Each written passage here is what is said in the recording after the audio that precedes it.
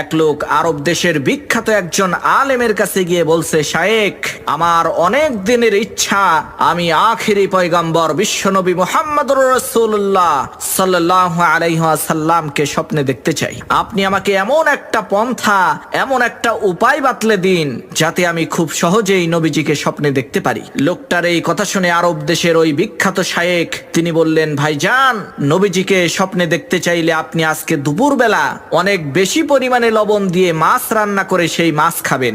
এরপর ঠিক একইভাবে রাতের বেলা অনেক বেশি পরিমাণে লবণ দিয়ে মাছ খাবেন, কিন্তু শর্ত হচ্ছে এই লবণ দিয়ে মাছ খাওয়ার পর আপনি কোনো পানি পান করতে পারবেন না।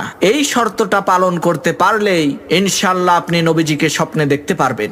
লোকটা আরবের ওই বিখ্যাত আলেমের কথা অনুযায়ী দুপুরবেলা লবণযুক্ত মাছ খেলো, আবার এদিকে রাতের বেলাও লবণযুক্ত মাছ খেলো, যার কারণে তার প্রচন্ড পরিমাণে পানি পিপাসা